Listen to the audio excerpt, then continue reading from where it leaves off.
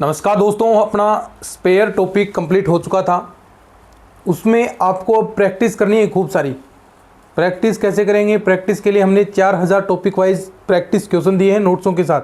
तो जिन विद्यार्थियों ने नोट्स नहीं लिए हैं और प्रैक्टिस क्वेश्चन जो 4000 टॉपिक वाइज हैं उनके आंसर भी साथ में दिए गए हैं, तो वो ज़्यादा से ज़्यादा क्वेश्चन आपको सोल्व करने हैं।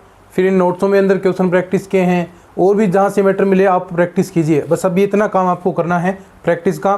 फिर टेस्ट सीरीज स्टार्ट होगी तो उसमें आपको टेस्ट देने हैं।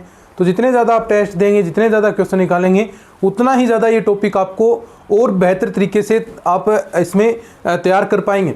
तो जितना हो सके उतना क्वेश्चन आपको सोल्व करने हैं। इतने से काम नहीं बनेगा। हाँ, सारे कंसेप्ट क्लियर हो गए, क्वेश्चन यहाँ से बाहर नहीं जाएंगे, लेकिन ये जो मैटर मैंने प्रोवाइड करवाया है ये आपको तैयार करना है। और याद कब रहेगा? जब प्रैक्टिस करेंगे। और ऐसे ही चीज़ें आपके एग्जाम में आपको जितनी ज़्यादा प्रैक्टिस करेंगे तो उसका असर एग्जाम के अंदर जो कम टाइम में ज़्यादा क्वेश्चन आप कर पाएंगे। ठीक है, तो इस चीज़ पर आपको फोकस करना है। अब अपन नया टॉपिक स्टार्ट करेंगे कोण के बारे में। कोण, जिसे हम शंकु कहते हैं। क्या कहते हैं? शंकु। सिंपल सा टॉपिक है। देखिए, शंकु क्या होता है कि इसके अंदर क्या होगा कि एक गतिमान रेखा होती है जो किसी एक निश्चित बिंदु से गुजरेगी। ये मान लीजिए आपका निश्चित बिंदु है और ये जो गतिमान रेखा है वो दिए गए वक्र को स्पर्श या फिर काटती है। वो वक्र भी क्या होगा? नियत वक्र। इसे आप कह सकते हैं नियत वक्र, जिसे आप गाइडिंग वक्र कहते हैं। Guiding curve. और ये पॉइंट है, इसे आप ए नाम से कह सकते हैं। और यहां पर भी एक पॉइंट क्या होगा?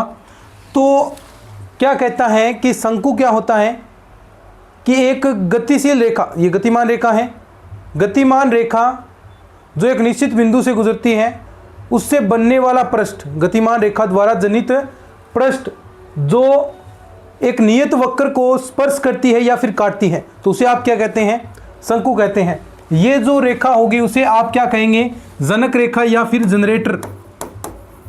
जनक रेखा या फिर जनरेटर, यानी जो इस शंकु को जन्म देगी। इस पॉइंट को, जो ये निश्चित पॉइंट है, इसे आप वर्टेक्स यानी शीर्ष कहते हैं। तो इस प्रकार की जो आकृति बनेगी उसे ही आप क्या कहेंगे? शंकु कहेंगे। तो ऐसी ये डेफिनेशन लिख सकते हैं भी शंकु क्या होता है? शंकु एक ऐसी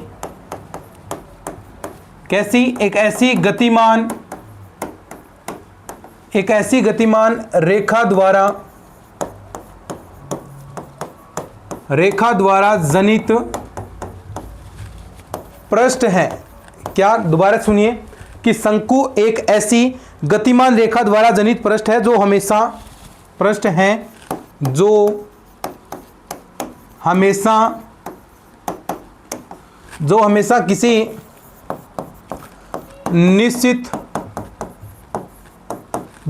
किसी निश्चित बिंदु से गुजरती है। अब देखो, जो हमेशा किसी निश्चित बिंदु से गुजरती है। अब देखो, ये इस रेखा द्वारा जनित पृष्ठ है जो एक हमेशा निश्चित बिंदु से गुजरती है तथा दिए गए वक्र को स्पर्श करती है या फिर काटती है, तथा एक नियत वक्र होगा। ये एक नियत वक्र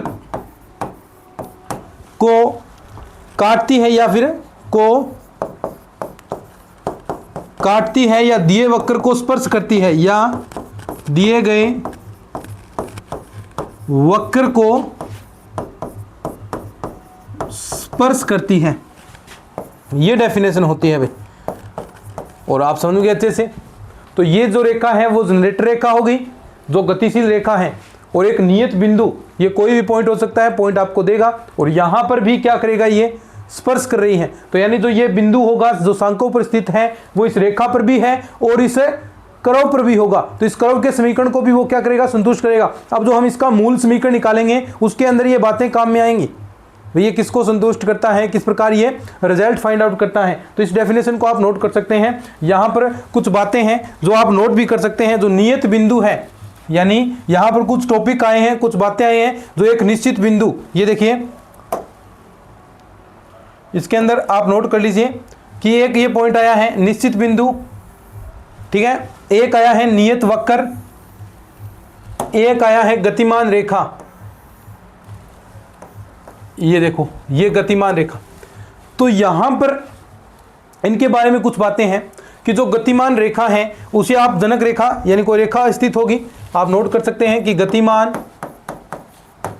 ये बातें नोट कर लीजिएगा आप, गतिमान रेखा क्या कहलाती है भाई, जनक रेखा या फिर इसे जनरेटर लाइन कहते हैं भाई। एक आया है नियत बिंदु या फिर निश्चित बिंदु, एक ही बात है, जो नियत बिंदु है उसे आप क्या कहेंगे, वर्टेक्स, वर्टेक्स यानी शीर्ष। और एक चीज आई है जो नियत वक्र है, नियत करो, उसे जो नियत वक्र है उसे क्या कहेंगे, निर्देशक वक्र या फिर गाइडिंग, या फिर गाइडिंग कर्व। ये बातें नोट कर लीजिए, फिर उसके बाद हम इसके समीकरण की बात करेंगे, ठीक है। ये जो इतना मैटर आपको मैंने दिया है ये नोट कर लीजिए, गाइडिंग कर्व।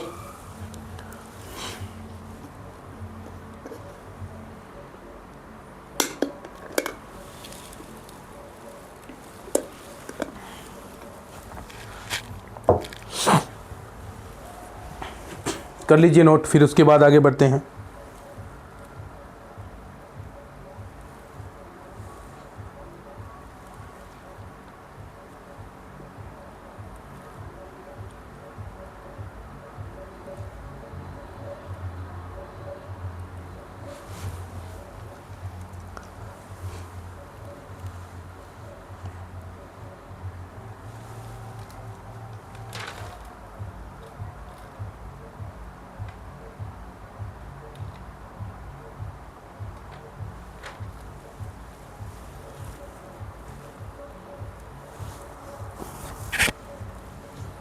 ठीक है, अब आपको समीकरण ज्ञात करना है भाई, ठीक है, हम बात करेंगे अभी, ठीक है।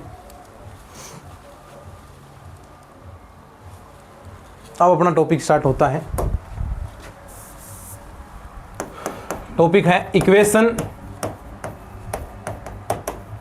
Equation of a cone whose, of a cone whose vertex, यानी इक्वेशन निकालनी है ऐसे शंकु की जिसकी शीर्ष and guiding curve, and guiding curve are given, ठीक है, आर गिवन। या हिंदी के अंदर हम बात करें तो यानी ऐसे शंकु का समीकरण जिसके शीर्ष और उसका निर्देशक वक्र आपको दिया है, ठीक है। अब देखो किस प्रकार एक क्वेश्चन की फॉर्म में हम इसे कन्वर्ट करते हैं और समीकरण ज्ञात करने का प्रयास करते हैं। यहां से वो ज़्यादा कुछ पूछेगा नहीं आपसे, जो क्वेश्चन आएंगे वो आने वाली क्लासेस के अंदर आएंगे, लेकिन ये सारी चीज़ें क्या हैं उसका एक प्रकार से बेस होगा, ठीक है। तो इसके बारे में हम चलते हैं आगे, ठीक है। तो देखिए, तो आपको ये टॉपिक हो गया अपना, इसको थोड़ा थोड़ा कर लेते हैं अपनी, फिर चलते हैं। हिंदी के अंदर भी लिख सकते हैं आप, ठीक है। अब देखो इसने एक क्वेश्चन की फॉर्म में कि शंकु का समीकरण जिसके शीर्ष के निर्देशांक, शंकु का समीकरण याद करना है, शंकु का समीकरण जिसके शीर्ष के निर्देशांक, जिसके शीर्ष के निर्देशांक क्या दे दिए, अल्फा बीटा और गामा, अल्फा बीटा गामा आपको शीर्ष के निर्देशांक दे दिए, तथा निर्देशक वक्र निम्न सांकव है, तथा निर्देशक वक्र निम्न सांकव है, निम्न सांकव है, ठीक है। तो देखो किस प्रकार का सांकव आपको दिया है, तो देखो इस प्रकार कि a एक्स स्क्वायर प्लस का 2hxy प्लस का by² प्लस का 2gx प्लस का 2fy प्लस का 2gx प्लस का 2fy प्लस का c बराबर 0 और एक आपको दे दिया z बराबर 0। सुनेंगे, देखो एक आपको क्या दिया है, शंकु का समीकरण जिसके शीर्ष के निर्देशांक अल्फा बीटा गामा दिए हैं तथा निर्देशक वक्र निम्न सांकव है। तो ये सांकों का समीकरण आपको दे दिया और एक चीज आपको क्या दे दी, ये देखिए ये बहुत महत्वपूर्ण होगी, z बराबर 0। तो इसने सांकों का समीकरण दे दिया। ये आपके पास क्या हो गया, एक निश्चित बिंदु जिसके निर्देशांक अल्फा बीटा गामा दे दिए। यहां से कोई रेखा देखो इस प्रकार कर रही है और यहां से कोई निर्देशक वक्र गाइडिंग करो जिसका समीकरण ये रहा, ये इसका समीकरण है। ये जनक रेखा होगी, इसके हमने मान लिए LMN, इसके दिक् अनुपात मान लिए। ठीक है, जो चीजें मानी जाएंगी वो अंत में आपको हटानी पड़ती। ये तो इसने दिया है, जो चीज देगा वो चीजें ही आपको काम में लेनी है। जो आप काल्पनिक रूप से चीजें मानते हैं वो अंत में आपको हटानी पड़ेंगी। ठीक है, तो ये चीज ध्यान में रखिएगा। और इसका ये समीकरण दे दिया। तो सबसे पहले मुझे बताएं कि यहां पर जो काटेगा इस कर्व को, जो बिंदु होगा, जो पॉइंट जो इस सांकों पर स्थित है, वो इस समीकरण को संतुष्ट करेगा कि नहीं करेगा। तो इसके लिए सबसे पहले आप रेखा का समीकरण ज्ञात करें। तो रेखा का समीकरण देखो, जनक रेखा का समीकरण, जनक रेखा जो आपकी रेखा जनरेटर रेखा है उसका समीकरण क्या होगा बताएं, x माइनस का अल्फा अपॉन में l। रेखा का समीकरण जानते हैं, यानी जो पॉइंट दिए गए हैं, जिस बिंदु से गुजर रही है रेखा, x माइनस x1 वाला बिंदु और अपॉन में जो इसका दिक् अनुपात है।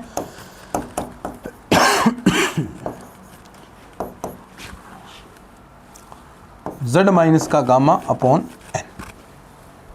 ठीक है, अब देखो ध्यान से, मैंने कहा भाई यहां से ये बिंदु आपको निकालना है जो कर्व को प्रतिच्छेद कर रहा है। इस पर जो एक बिंदु स्थित होगा उसके लिए कुछ ना कुछ इसने दिया है, z बराबर 0। अगर मैं देखो यहां पर z बराबर 0 रख देता हूं तो आपके पास क्या चीज होगी, पहले इतना नोट कर लीजिए। z बराबर 0 हम रखते हैं तो कुछ चीजें ऐसे बनेंगी। देखिए क्या, z बराबर 0 रखने पर तो क्या, x माइनस का अल्फा अपॉन में l, y माइनस का बीटा अपॉन में m, यहां क्या आ जाएगा 0, तो माइनस अल्फा अपॉन में n। अब देखो एक एक करके, पहले मैं इसको लेता हूं फिर इसको लेता हूं और z बराबर तो 0 आ गया। तो बिंदु आपको निकालने हैं, देखो यानी x comma y comma z के मान, ये बिंदु क्या आ जाएगा, P बिंदु मान लीजिए जो सांकों पर स्थित होगा। अब देखो यहां पर जो बिंदु है ये सांकों पर स्थित है, तो क्या आ जाएगा देखो x का मान निकालना है तो माइनस l, देखो यहां से x का मान निकालना है तो ये l की गुणा इधर, तो माइनस गामा l अपॉन में n, और ये निकालना है तो इधर जाकर प्लस का हो गया। तो x बराबर क्या आ गया, अल्फा माइनस का l गामा अपॉन में n। देखो ये चीज सही आ गई क्या, ये पहला बिंदु x की वैल्यू निकालनी है तो ये l इधर गुणा, ठीक है, और ये इधर जाएगा तो प्लस का अल्फा और माइनस वाला आगे है ये घट जाएगा। ऐसे ही ये वाला आ जाएगा फिर, तो बीटा माइनस का m गामा अपॉन में n, और z वाला कितना, z बराबर 0 है ही, तो ये बिंदु आ गया। ये बिंदु क्या है, जो बिंदु P है वो इस सांकों पर स्थित है। अब ये सांकों पर स्थित है तो क्या ये इस समीकरण को संतुष्ट करेगा कि नहीं करेगा, ये बिंदु इस समीकरण को संतुष्ट करेगा। तो ये पॉइंट हम इस समीकरण के अंदर पुट कर देंगे भाई। ठीक है, यानी कौन सा पॉइंट है, देखिए आगे हम करते हैं थोड़ा। तो ये बिंदु P है आपके पास, क्या था भाई बताओ, अल्फा माइनस का l गामा अपॉन n, दूसरा बीटा माइनस का m गामा अपॉन में n, और 0 किसको संतुष्ट करेगा, कहाँ, ax² प्लस का by² प्लस का 2hxy प्लस का किसको, जो सांकों का समीकरण आपको दिया है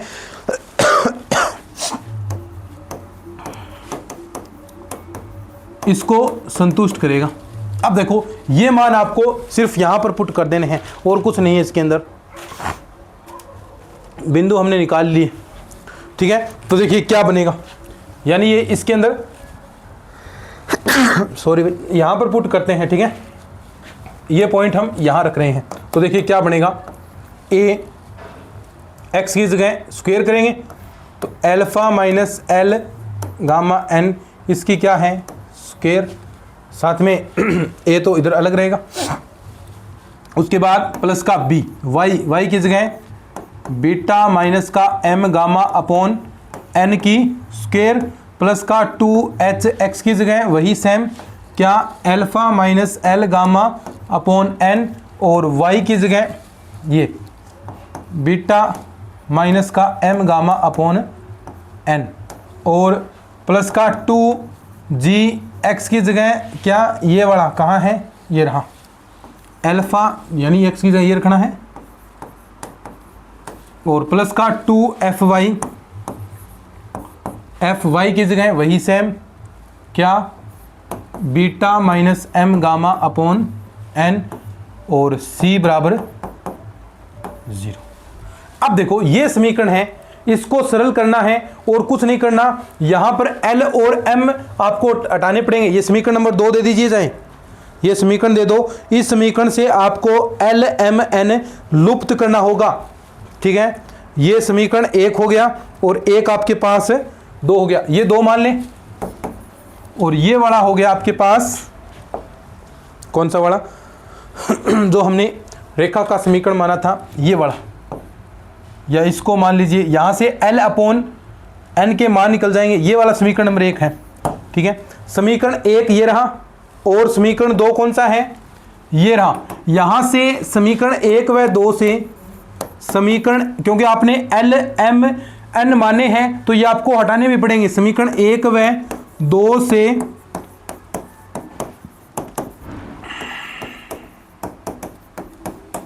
हटाने पड़ेंगे। अभी हटेंगे कैसे, देखो समीकरण है आपके पास x माइनस का,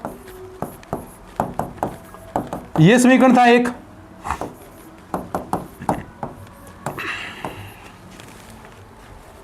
देखो L अपॉन N ऐसी कुछ वैल्यू हम निकालते हैं। देखो L अपॉन N की जगह देखो कैसे, यहां से M अपॉन N यहां से, यानी एक तो इससे आएगा और ये इससे। तो देखो सबसे पहले L अपॉन N निकालना है। L अपॉन N निकालने के लिए देखो कैसे, मैं क्या करूं, L को इधर ले जाऊं L अपॉन N, और Z माइनस एल्फा को इधर ले आऊं, तो क्या आ जाएगा x minus alpha upon Z minus gamma L upon N, ये आ गया। देखो L अपॉन N का मान आ गया, यहां पर हम ये रख सकते हैं। और दूसरा यहां से M अपॉन N, तो M अपॉन N बराबर वही सेम चीज, देखो M को इधर ले जाऊंगा और ये इधर, तो बराबर y minus beta upon Z minus gamma. ये दोनों मान, ये वाला और ये वाला मान समीकरण कहां पर, समीकरण 2 में रखने पर, 2 में रखने पर और उसे सरल करने पर, ठीक है। मैं डायरेक्ट अब लिखूंगा क्योंकि देखो इसके अंदर टाइम काफी जाएगा। बस L अपॉन N की जगह ये मान रख दो और फिर जो फाइनल रिजल्ट है वो मैं लिख देता हूं, ठीक है। ये मान रखने पर आपको एक द्विघात समीकरण प्राप्त हो जाएगा, ठीक है। रखने पर एक द्विघात समीकरण एक द्विघात समीकरण प्राप्त होता है।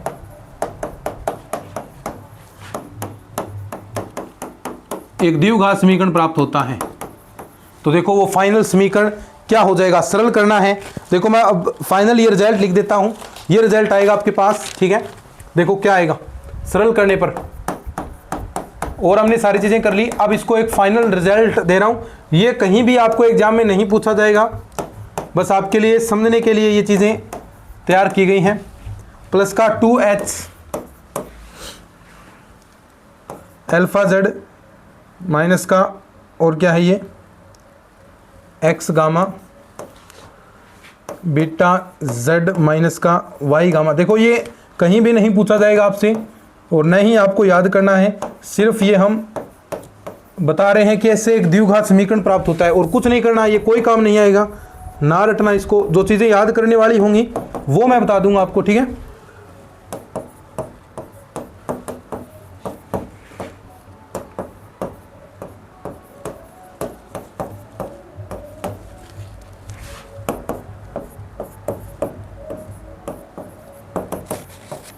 ये समीकरण, बस और कुछ नहीं करना भाई। मैं कहता हूँ इसको याद करने की जरूरत नहीं, सिर्फ याद क्या रखना है कि एक सरल करने पर द्विघात समीकरण प्राप्त होता है, जिसे आप क्या कहेंगे, शंकु का समीकरण कहेंगे। डेफिनेशन याद रखनी है कि शंकु का समीकरण की परिभाषा क्या होती है, वो कई बार पूछ लेता है, तीनों ही ऑप्शन दे देगा कि इसमें क्या होता है, तो वो चीज़ें याद रखनी है। तो चलिए आज के इस लेक्चर में इतना ही। नोट्स हैं वो अपनी टीम के जो व्हाट्सअप नंबर हैं वहाँ पर मिल जाएंगे, वहीं पर आप कोर्स भी बाई कर सकते हैं कंप्लीट 30,454 ये रहे, ठीक है। यहाँ पर नोट्स मिल जाएंगे, सिर्फ 351 रुपये उसकी प्राइस रखी है, जिसके अंदर आपको नोट्स प्लस प्रैक्टिस सेट्स भी मिलेंगे, 4000 topic wise question, teaching methods भी होंगी, सारी चीज़ें उसके अंदर इंक्लूड हैं। तो चलिए आज की वीडियो में इतना ही, धन्यवाद।